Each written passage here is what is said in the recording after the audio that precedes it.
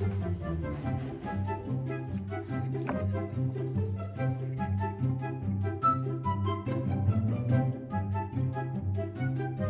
itu ini kantor itu kan? Hah? Office boy? Aku taunya OB itu cuma office boy sih. Pasti office boy. Kalau menurut saya office boy saya tahu. Kalau OB itu office boy. Ciko, apa itu OB Ciko? Ciko? No. Hah? OB? OB itu yang buat kopi itu ya?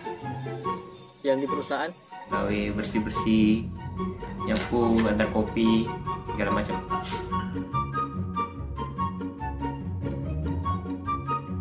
Organisasi ekstrakurikuler itu termasuk organisasi atau bukan? Pernah? Pernah?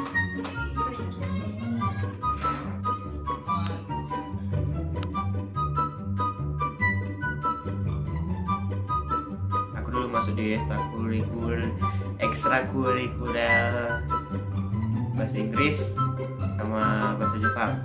Iya, itu panitia lomba. Pramuka sih. Organisasi di SMP.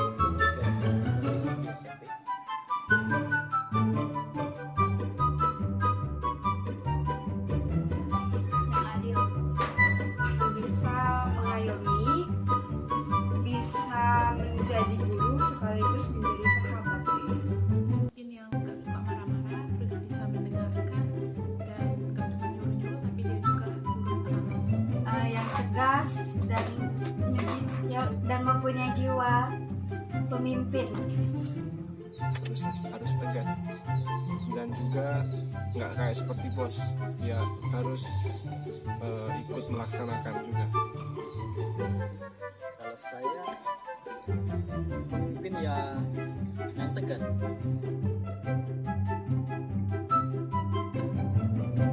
Saya tidak pernah memandang divisi lain dengan berbeda-beda, karena dalam organisasi pastinya setiap divisi itu saling bekerja sama. Kalau mandang divisi lain itu enggak sih, karena menurut aku dalam organisasi setiap divisi itu punya perannya masing-masing dan mereka itu saling melengkapi. Pernah sih waktu pas awal-awal masuk di dunia organisasi itu kan sering malah menganggap divisi lain itu lebih rendah dari divisi kami. Tapi sih sekarang sudah enggak. Oh, enggak memandang rendah organisasi rendah. Kan satu tim dalam suatu perusahaan kan untuk mencapai suatu kepentingan perusahaan kan harus saling mempercayai antara divisi ini dengan divisi ini. Kan pasti divisi ini dengan divisi ini kadang pasti akan bekerja sama. Memandang rendah enggak sih? Soalnya divisi itu kan semuanya punya tanggung jawab masing-masing.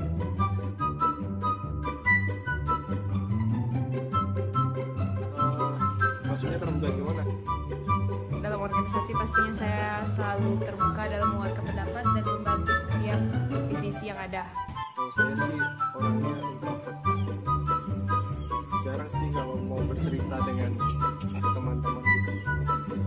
Pernah terbuka itu enggak juga sih, enggak pernah terbuka dalam organisasi.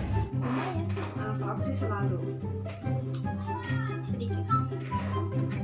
Kalau pernah terbuka sih pasti pernah. Tergantung organisasinya tuh yang seperti apa. Kalau orangnya di dalam organisasi itu terbuka semua, ya saya juga ikut terbuka.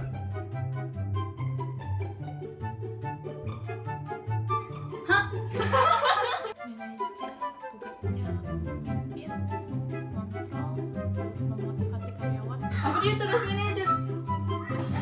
Apa? Manajer tugasnya mengayomi, lalu mengawasi juga sih. Memantau bawah.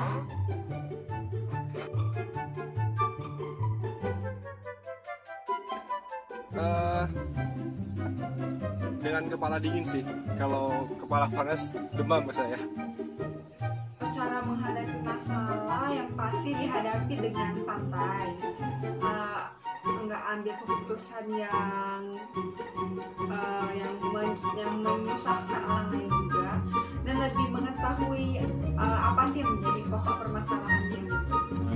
Menghadapi dalam sebuah organisasi tentu perlu bekerja sama dengan tim yang lain gitu. Gak mungkin dalam masalah dalam organisasi itu kita selesaikan sendiri, pasti harus diselesaikan dalam bersama-sama.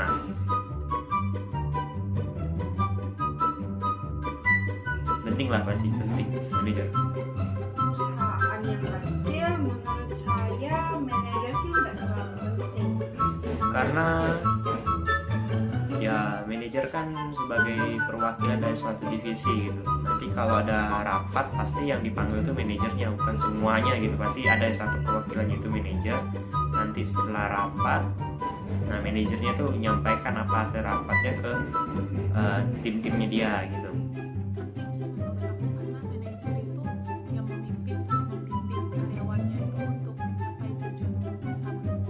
Dalam perusahaan itu yang terpasti penting karena untuk memanage perusahaan tersebut, untuk mengatur semua jalannya dalam perusahaan tersebut, pekerjaan-pekerjaan maupun waktu, serta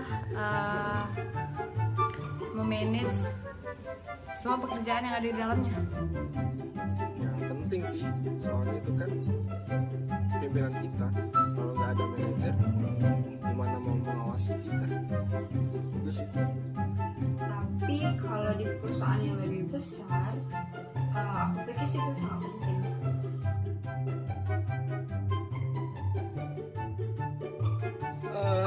Kalau saya orangnya santuy. Kalau saya ya santai tapi bekerja keras. Bekerja keras. Aku sih lebih ke antara santai dan bekerja keras sih di tengah-tengah. Biasanya saya dalam organisasi itu adalah orang yang bisa dikatakan bekerja keras bisa dan santai juga bisa kan.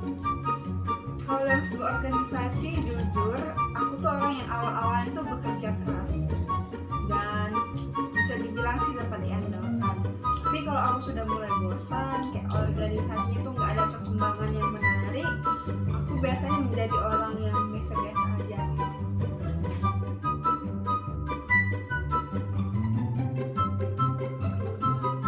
Prosesnya juga panjang jadi harus konsisten. Pasti kalau saya menjadi manajer, saya harus bersikap tegas, bijaksana, dan saya harus mengendalikan emosi terhadap teman-teman yang bekerja bersama saya, dan yang pastinya kita juga harus saling membantu dalam perusahaan tersebut.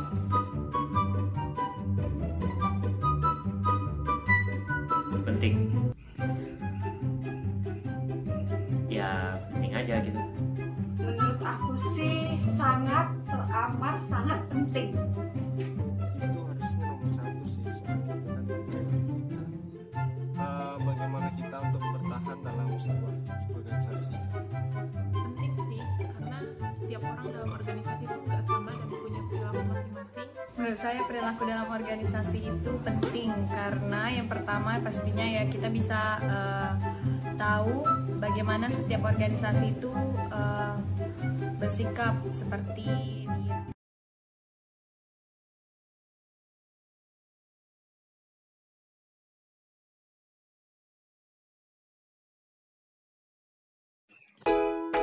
Apa itu perilaku organisasi? Perilaku organisasi adalah disiplin ilmu yang mempelajari perilaku individu dan kelompok-kelompok struktur organisasi dalam organisasi dengan tujuan meningkatkan kepuasan kerja karyawan, produktivitas, dan efektivitas organisasi. Dengan kata lain, perilaku organisasi berkaitan langsung dengan pemahaman dan upaya mengendalikan perilaku manusia dalam organisasi demi mencapai tujuan bersama. Konsep perilaku organisasi atau OB tidak dapat dipisahkan dari disiplin ilmu-ilmu perilaku yang lain. Beberapa di antaranya bukan merupakan subdisiplin dari OB, yakni psikologi, psikologi sosial, sosiologi, ekonomi, dan antropologi budaya. Perbedaan OB berbeda dengan disiplin ilmu tersebut adalah: yang pertama, OB memadukan berbagai disiplin ilmu perilaku. Yang kedua, OB membatasi dan menekankan pada perilaku manusia dalam organisasi. Dalam sebuah organisasi tentunya terdapat manajer. Manajer merupakan salah satu elemen yang penting dalam sebuah organisasi perusahaan. Oleh karena itu, kita harus mengetahui apa yang dimaksud dengan manajer. Tugas manajer juga menempati kedudukan sebagai leader dalam sebuah organisasi perusahaan. Perilaku organisasi tidak dapat lepas dari perilaku per individu. Seorang karyawan maupun pemimpin pasti memiliki kelemahan dalam memanage sebuah emosi. Oleh karena itu, kecerdasan emosional sangat dituntut dalam berperilaku di sebuah organisasi. Terima kasih sudah menonton video kami. Jangan lupa untuk like, subscribe, dan komen channel kami.